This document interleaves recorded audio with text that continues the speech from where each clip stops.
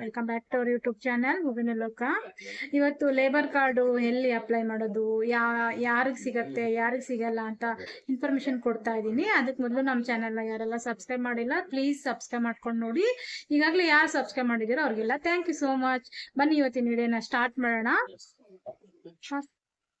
Labour card ಇಂದ ತುಂಬಾನೇ benefits ಇದೆ. ಇದು ಏನೇನ್ ಬೆನಿಫಿಟ್ಸ್, ಏನೇನ್ ಯೂಸ್ ಮಾಡ್ಕೋಬಹುದು ಅಂತ ನೆಕ್ಸ್ಟ್ ನಾನು ಹೇಳ್ತಾ ಹೋಗ್ತೀನಿ. ಅದಕ್ಕೆ ಮೊದಲು ನಮ್ಮ ಚಾನಲ್ನ ಪ್ಲೀಸ್ ಸಬ್ಸ್ಕ್ರೈಬ್ ಮಾಡ್ಕೊಂಡು ನೋಡಿ. ಬನ್ನಿ ಇವತ್ತಿನ ವಿಡಿಯೋನ ಸ್ಟಾರ್ಟ್ ಮಾಡೋಣ. 60 ವರ್ಷ ಮೇಲ್ಪಟ್ಟವ್ರಿಗೆ ಅಂದ್ರೆ 60 ವರ್ಷ ಆಗಿರುತ್ತಲ್ವಾ ಅವ್ರಿಗೆ 3,000 ಒಂದು ವರ್ಷಕ್ಕೆ 3,000 ಪಿಂಚಣಿ ಕೊಡ್ತಾರಂತೆ. ನಾನು ಇದನ್ನ ನೋಟ್ ಮಾಡಿ ಇಟ್ಕೊಂಡಿದ್ದೀನಿ, ಅದನ್ನೇ ಹೇಳ್ತಾ ಇದ್ದೀನಿ. ನಾನು ಇದನ್ನ ಮಾಹಿತಿ ತಗೊಂಡು ಹೇಳ್ತಾ ಇದ್ದೀನಿ, ಏನು ಸುಳ್ಳೇನು ಹೇಳ್ತಾ ಇಲ್ಲ.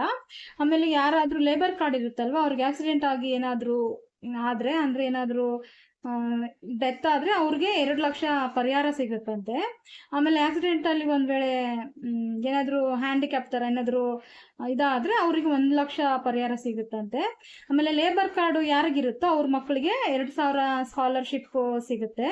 ಆಮೇಲೆ ಅವರು ಲೇಬರ್ ಕಾರ್ಡ್ ಅವ್ರದ್ದು ವೈಫ್ ಏನಾದ್ರು ಪ್ರೆಗ್ನೆಂಟ್ ಆಗಿದ್ರೆ ಅವ್ರಿಗೂ 5,000 ಅಮೌಂಟ್ ಸಿಗತ್ತಂತೆ. ಆಮೇಲೆ ಕಾರ್ಮಿಕರದ್ದು ಕಾರ್ಡ್ ಇದ್ದವ್ರಿಗೆ PM ಆವಾಸ್ ಯೋಜನೆಯಿಂದ ಮನೆಗಳು ಕೂಡ ಸಿಗುತ್ತೆ. ಅಂದ್ರೆ 1,20,000 ರೂಪಾಯಿ ಅಮೌಂಟ್ ಸಿಗುತ್ತೆ ಮನೆ ಕೊಟ್ಕೊಳ್ಳೋಕೆ. ಅದನ್ನು ಕೂಡ ಯೂಸ್ ಮಾಡ್ಕೋಬಹುದು. ಆಮೇಲೆ ಕಾರ್ಮಿಕರು ಇರೋ ಅಂದ್ರೆ ಲೇಬರ್ ಕಾರ್ಡ್ ಇರೋ ಮಕ್ಕಳಿಗೆ ಅವ್ರಿಗೂ 10,000 ರೂಪಾಯಿ ಉಚಿತವಾಗಿ ಸಹಾಯಧನ ಸಿಗುತ್ತೆ. ಆಮೇಲೆ ಅವರು ಏನಾದ್ರು ಓನ್ ಜಾಬ್ ಸ್ವಂತ ಕೆಲಸ ಮಾಡ್ಕೋಬೇಕಂದ್ರೂ 2 ಲಕ್ಷ ರೂಪಾಯಿವರೆಗೂ ಅಂದ್ರೆ 2 ಲ್ಯಾಕ್ ವರೆಗೂ ಅವ್ರಿಗೆ ಸಾಲ ಸಿಗುತ್ತೆ. ಅಂದ್ರೆ ಅವರು ಯೂಸ್ ಮಾಡ್ಕೋಬಹುದು ಅದನ್ನ. ಆಮೇಲೆ ಲೇಬರ್ ಕಾರ್ಡ್ ಯಾರೆಲ್ಲ ತಗೋಬಹುದು ಅಂತ ಅಂದ್ಬಿಟ್ಟು ಹೇಳ್ತಾ ಇದೀನಿ ನೋಡಿ. ಕಟ್ಟಡ ಕಾರ್ಮಿಕರು ಅಂದ್ರೆ ಎಲೆಕ್ಟ್ರಿಷಿಯನ್, ಪ್ಲಂಬರು, ಟೈಲ್ಸ್ ಹಾಕೋರು, ಪೇಂಟ್ ಮಾಡೋರು, ಅಂದ್ರೆ ಎಲ್ಲ ಕೂಲಿ ಕೆಲಸದ ಮಾಡೋರು ಕ್ಯಾಟಗರಿನೂ ಬರುತ್ತೆ. ಮತ್ತೆ ಸಪ್ರೇಟ್ ಆಗಿ ಅಂಗಡಿಲಿ ಕೆಲಸ ಮಾಡ್ತಾರಲ್ವಾ ಅವರು, ಆಟೋ ಡ್ರೈವರ್ಸು, ಆಮೇಲೆ ಪಂಚರ್ ಅಂಗಡಿ ಇಟ್ಕೊಂಡಿರ್ತಾರೆ, ಪಂಚರ್ ಹಾಕ್ತಾರಲ್ವಾ ಅವರು, ಆಮೇಲೆ ಪೇಪರು ನ್ಯೂಸ್ ಬೆಳಿಗ್ಗೆ ಹಾಲು ಪೇಪರಲ್ಲಿ ಹಾಕ್ತಾರಲ್ಲ ಅವರು, ಆಮೇಲೆ ಫುಡ್ ಡೆಲಿವರಿ ಬಾಯ್ಸು ಅವ್ರಿಗೂ ಸಿಗುತ್ತೆ. ಆಮೇಲೆ ಇಟ್ಟಿಗೆ ಗೂಡು ಅಂದ್ರೆ ಇಟ್ಟಿಗೆ ಬಟ್ಟೆ ಇರುತ್ತಲ್ಲ ಅಲ್ಲಿ ಕೆಲಸ ಮಾಡ್ತಾರಲ್ವಾ ಅವ್ರಿಗೂ. ಆಮೇಲೆ ಕುರಿ ಸಾಕಾಣಿಕೆ ಮಾಡ್ತಾರೆ, ಕುರಿ ಕಾಯ್ತಾರೆ, ಆಮೇಲೆ ಹಸು ಎಮ್ಮೆ ಎಲ್ಲ ಸಾಕುವಂತ ಕಾಯ್ತಾರಲ್ವಾ ಅವ್ರಿಗೂ ಮಾಡಿಸ್ಕೋಬಹುದು. ಆಮೇಲೆ ಟೈಲರು, ದೋಬಿ, ಆಮೇಲೆ ಹಮಾಲಿ ಕೆಲಸ ಮಾಡೋರು, ಹೋಟೆಲಲ್ಲಿ ಕೆಲಸ ಮಾಡೋರು, ಇವರೆಲ್ಲಾನು ನಾನು ಲೇಬರ್ ಕಾರ್ಡ್ ಅಲ್ಲಿ ಅಪ್ಲೈ ಮಾಡ್ಬೋದು. ಅಂದ್ರೆ ನಾನು ಲೇಬರ್ ಅಂತ ಹೇಳ್ಬಿಟ್ಟು ಅವರು ಹೋಗಿ ಅಪ್ಲೈ ಮಾಡ್ಬೋದು. ಅಪ್ಲೈ ಮಾಡೋಕ್ಕೆ ಏನೇನು ಡಾಕ್ಯುಮೆಂಟ್ ಬೇಕು ಅಂತ ನಾನು ನೆಕ್ಸ್ಟ್ ಹೇಳ್ತಾ ಹೋಗ್ತೀನಿ. ಈ ವಿಡಿಯೋ ನಿಮ್ಗೆ ಇಷ್ಟ ಆಗಿದ್ರೆ ಲೈಕ್ ಕೊಡಿ, ಆಮೇಲೆ ಹಂಗೆ ಫ್ಯಾಮಿಲಿ ಫ್ರೆಂಡ್ಸ್ಗೆ ಶೇರ್ ಮಾಡಿ, ಸಬ್ಸ್ಕ್ರೈಬ್ ಮಾಡ್ಕೊಂಡು ನೋಡಿ ಪ್ಲೀಸ್. ಆಮೇಲೆ ಏನೇನು ಬೇಕು ಅಂತ ನಾನು ಹೇಳ್ತಾ ಹೋಗ್ತೀನಿ ನೋಡಿ. ಡಾಕ್ಯುಮೆಂಟ್ಸ್ ಏನು ಬೇಕು ಅಂತ: ಆಧಾರ್ ಕಾರ್ಡ್ ಬೇಕು, ಆಧಾರ್ ಕಾರ್ಡ್ಗೆ KYC ಆಗಿರಬೇಕು ಕಂಪಲ್ಸರಿ. ಆಮೇಲೆ ಒಂದು ಬ್ಯಾಂಕ್ ಅಕೌಂಟು ಆಕ್ಟಿವೇಟ್ ಆಗಿರಬೇಕು, ಅಂದರೆ ಇವಾಗ ಚಾಲ್ತಿಲಿರಬೇಕು. ಆಮೇಲೆ ಅದ್ರದ್ದು ಪಾಸ್ಬುಕ್ ಬೇಕು. ಆಮೇಲೆ ಮೊಬೈಲ್ ನಂಬರ್ ಕೂಡ ಯೂಸ್ ಮಾಡ್ತಿರ್ಬೇಕು ನೀವು, ಅದು ಕೂಡ ಆಕ್ಟಿವೇಟಲ್ಲಿ ಇರಬೇಕು. ಆಮೇಲೆ ಇದನ್ನ ಎಲ್ಲಿ ಅಪ್ಲೈ ಮಾಡಬೇಕು ಅಂದರೆ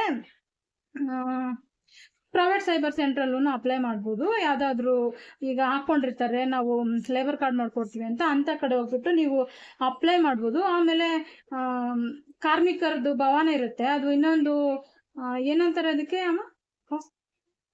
ಅದು ಜ್ಯೋತಿ ಭವನ ಅಂತ ಏನೋ ಇರುತ್ತೆ, ಅದ್ರದ್ದು ನಾನು ಇಮೇಜ್ ಹಾಕ್ತೀನಿ, ಅದು ಹೆಂಗಿರುತ್ತೆ ಆ ಭವನದ ಅಂತ ಅಂದ್ಬಿಟ್ಟು.